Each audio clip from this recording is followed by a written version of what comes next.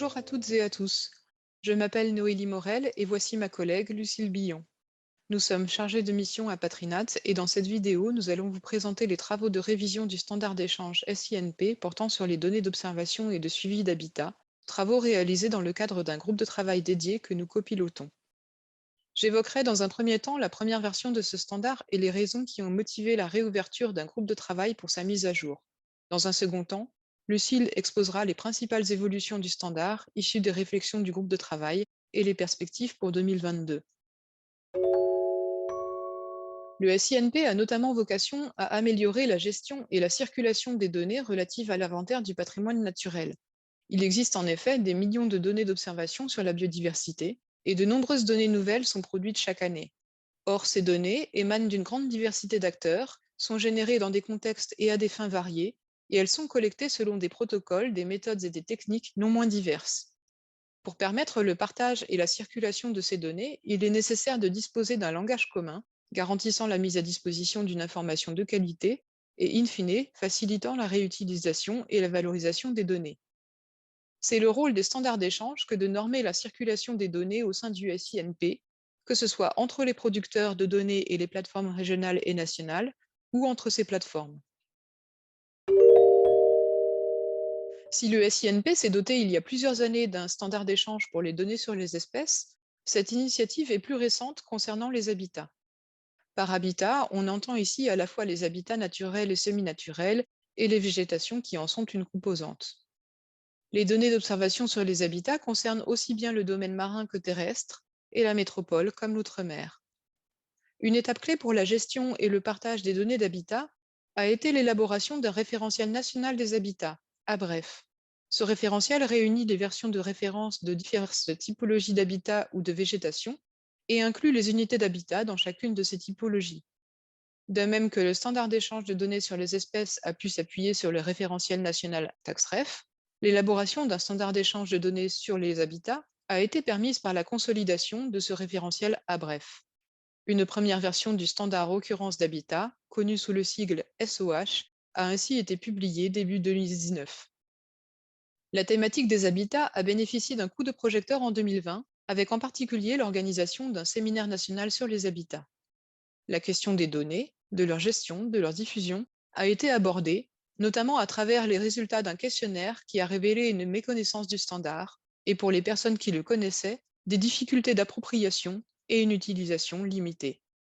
Dans le prolongement de cette enquête, des entretiens auprès d'un panel d'acteurs ont permis de mieux identifier ces difficultés et d'ébaucher des pistes d'amélioration. C'est sur cette base qu'a été décidée la réouverture en 2021 d'un groupe de travail consacré à la révision du standard Habitat. Ce groupe de travail, rouvert début 2021, a donc pour mandat de mettre à jour le standard Habitat afin de tenir compte des retours d'expérience et des besoins exprimés par différents utilisateurs lors de la phase d'audit. Ce groupe de travail est copiloté par Lucille Billon et moi-même à Patrinat, et il est organisé en cercle de contributeurs réunissant différentes structures gérant des données d'habitat, tant terrestres que marins. Les travaux du groupe de travail se sont étalés sur l'année 2021, avec une première phase de recueil de propositions qui ont fait l'objet d'un examen collectif en réunion du cercle 1. C'est sur cette base qu'a été engagé le travail de mise à jour du standard, avec plusieurs étapes de consolidation impliquant le cercle 1 et 2 jusqu'à sa récente finalisation. Je laisse à présent la parole à Lucille pour exposer les évolutions les plus significatives entre la première version du standard et celle issue de ces travaux de révision. Je vais à présent vous parler des évolutions entre la V1 et la V2 du standard. Ce standard s'adressera à la fois aux plateformes du SINP et aux producteurs, et les règles qui s'appliquent selon ces deux cas ont été clarifiées. Afin de garantir la cohérence et l'articulation entre les standards du SINP, la notion d'événement devient centrale et remplace la notion de station. Des concepts types qui permettent de décrire les règles de renseignement d'attributs différents véhiculant le même type d'information, comme par exemple l'identité d'une personne, son organisme ou une date, ont été introduits. Le groupe de travail a également proposé une gestion simplifiée des cas complexes comme les mosaïques d'habitat et les correspondances. Et enfin, de nouveaux attributs permettant de conserver les informations brutes sur la typologie et l'unité d'habitat et de nouveaux concepts ont été introduits. Ce standard s'articule ainsi autour de deux concepts obligatoires qui décrivent les informations minimales nécessaires pour caractériser une donnée d'habitat. Il s'agit de l'événement d'observation, qui comprend la localisation précise de l'observation, qui peut être par exemple un polygone ou une cartographie d'habitat, la date, l'observateur, et si cet événement concerne une mosaïque d'habitat le cas échéant.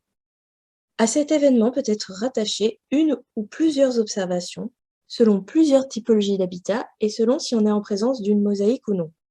L'information minimale pour qualifier l'habitat sera notamment la typologie utilisée, le nom de l'unité d'habitat, le code de l'habitat selon la typologie et le cas échéant, le CDAP qui est l'identifiant de l'habitat au sein du référentiel ABREF.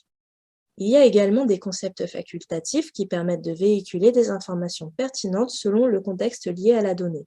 Il s'agit notamment d'informations concernant la validation, l'évaluation de l'état de conservation par exemple, et faire le lien avec un relevé d'espèces du standard espèce ou encore des informations spécifiques aux habitats marins. Si les attributs prévus ne suffisent pas à la compréhension de la donnée, il sera toujours possible de véhiculer des informations spécifiques au jeu de données via les attributs additionnels. Une des principales difficultés évoquées par les utilisateurs du standard avant le groupe de travail était la gestion des cas complexes, tels que les mosaïques et les correspondances. La version 2 du standard permettra de gérer ces cas de manière simplifiée. Si on prend l'exemple d'un cas concret, ici nous avons un ourlet forestier mésophile qui est issu d'une cartographie d'habitat des coteaux de l'Aulnois. Nous avons un ensemble d'habitats qui s'organisent en mosaïque et qui se caractérisent selon plusieurs typologies, ici ENIS et cahier d'habitat. On aura ainsi notre événement d'observation qui comprend un objet géographique, ainsi que les informations date, observateur et s'il s'agit d'une mosaïque d'habitat. Et associé à cet événement, on aura la liste des unités d'habitat observées avec leur nom, le code, le nom de la typologie et l'identifiant à bref nommé CDA. Pour finir, je vais vous évoquer les perspectives à venir durant ce premier trimestre 2022. La V2 du standard sera diffusée aux membres du groupe de travail puis publiée. En vue de cette publication, un test sera réalisé au préalable sur un jeu de données. Le standard sera ensuite implémenté dans la base de données de la plateforme nationale du SINP. Des formats techniques et des gabarits de table seront produits, ainsi que des documents d'accompagnement tels que des guides d'utilisation. Tout ce travail s'inscrit dans un contexte plus global de mise en cohérence des standards d'échange du SINP, notamment avec la prise en compte d'évolutions communes par le groupe de travail sur les standards d'échange de données d'observation et suivi d'espèces et métadonnées associées. Pour en savoir plus, vous trouverez sur ces liens les informations relatives au groupe de travail et sur le standard. N'hésitez pas à nous contacter si vous avez des questions. Merci de votre attention.